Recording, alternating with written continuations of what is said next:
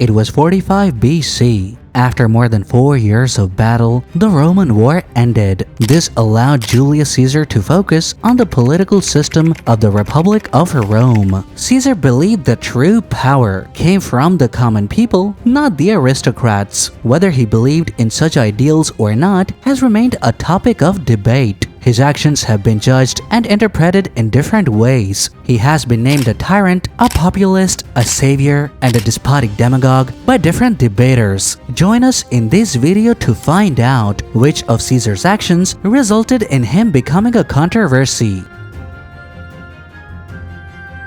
Around 129 BC, the Gracchi brothers were killed by the members of the Senate for proposing a plan to distribute land to the poor. 70 years later, Caesar proposed something similar. This was the time when Pompey was struggling to force the distribution of land among his veterans. Caesar intelligently presented a proposal that was in the best interest of the common people. The proposal was equally beneficial for the nobles. He had crafted it while keeping in mind the example of the Gracchi brothers. The proposal stated to distribute land to the nobles and poor alike. His plan proposed a way to do this without any financial impact on the Senate and landlords. According to the proposal, the riches gained by Pompey from the east were to be used as a means to support the proposal by paying the full price of the lands to the landlords from the riches and then distributing them to the poor. There was no room for criticism. Caesar's proposal ensured fairness by creating a board of 20 people excluding himself to supervise the redistribution.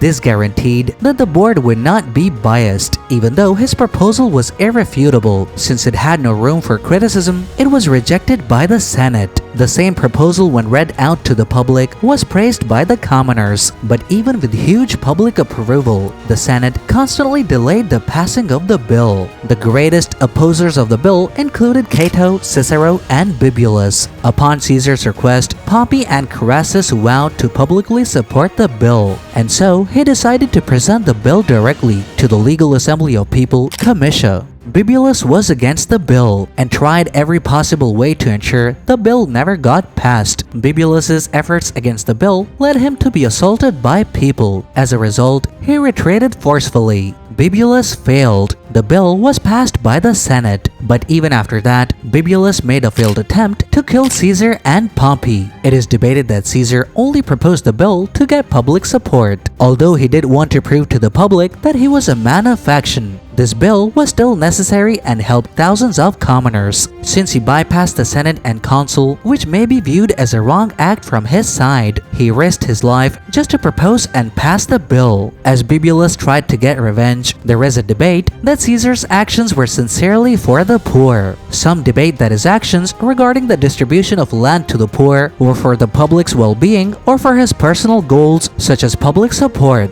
Since the poor and the commoners were practically powerless in the voting system, there is a huge debate about Caesar's efforts being sincerely for the poor and not for personal gain. Either way, it is a controversial debate.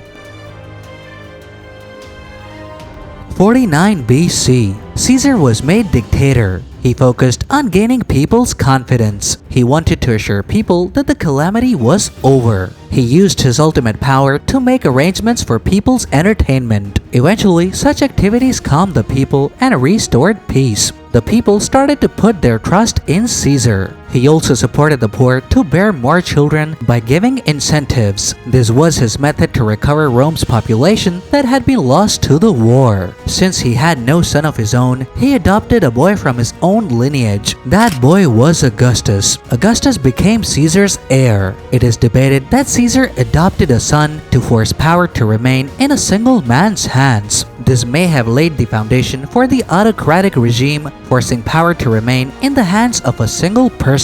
However, his support for the growing population by helping poor families and opposition to valuing luxury items as core ideals of the Republic might be seen as an attempt to restore the Republic's traditions rather than military dictatorship. After the war officially ended, Caesar retired the 10th and 13th regiments as a symbolic message that the war was finally over and it was time for peace. He rejected keeping a bodyguard, saying, "It is better to die once than to be always expecting death." Upon his arrival at the Senate, he vowed to remain peaceful by not holding any grudges or practicing any prohibition. He claimed to become a leader instead of a tyrant. He also recalled the senators and generals who had been exiled during the Civil War. He publicly forgave all his opponents. He gave high positions in the Senate to his allies and former opponents alike. Iconic figures of the Pompeian faction were also given high positions. Cassius and Brutus were made given charge of magisterial offices at high ranks. Caesar distributed money among the wives whose husbands were lost in the war to ensure their well-being. The statues of Pompey were restored by him, which had been destroyed during the Civil War. His display of mercy and forbearance has been admired by all historians alike. Even his critiques say that Caesar's actions put the reputation of Sulla to shame. His critiques agreed upon the fact that his action restored peace and harmony in Rome, which was necessary at that time. There are debates that Caesar's mercy was not a peace symbol, but a way for him to keep his enemies in control.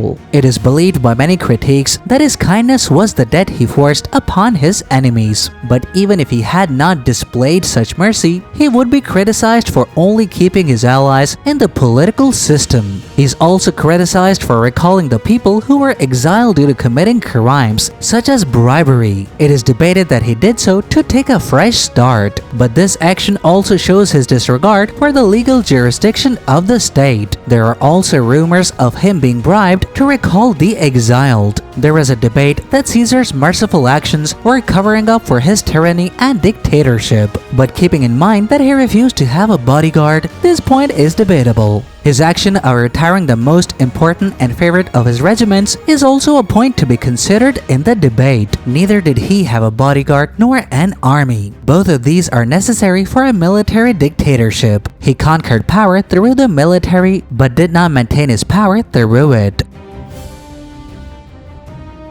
The doll had been previously distributed to 320,000 people, including the people who did not need it. This ended up putting a strain on the supply chain. Caesar distributed the doll to 150,000 common people to solve the matter. He sent 80,000 people to Corinth and Carthage to repopulate the destroyed areas. He ordered all debts to be paid off without usury and attracted foreigners to repopulate the lands by offering citizenship. Since he had experienced the power of the governors, he was well aware of the corruption, usury, and bribery that existed in the system. To control corruption, he made reforms to limit the amount of staff and control the expenses of the governors. He controlled corrupt practices by introducing a rule, according to which governors had to stay away from direct involvement in business. He limited office terms, according to which proprietors and proconsul remained for only 1 or 2 years in office. Critics debate that Caesar was not minimizing corruption, but rather making sure that the only ultimate power remained in his hands, whether his actions were solely motivated to limit corruption or to make sure he was never rivaled in power and status. The debates have never led to a single result, since the Republic's greatest threat was always from the governors who possessed extreme power. His reforms and actions are always debated. He broadened the Senate by increasing the number of members from 400 to 900, new people to the system to show fairness to common people. People from the provinces were made a part of the political system now. He also expanded the land and distributed power by increasing governor candidates. But instead of holding a voting poll, Caesar selected the candidates all by himself. With no public opinion, this bold decision made his actions suspicious. This is the clearest example of him acting as a tyrant dictator, rather than a leader who worked for the good of his common people. There is also a debate that this action was to stabilize the system in a time of chaos, and that he would have later abandoned such practices, but he couldn't live long enough to prove that. While Caesar was reforming the system, there were people who were planning his murder. Was his killing planned to end an era of tyranny, or was it meant to get a revenge? This is a debate that has made him be seen as the most controversial dictator.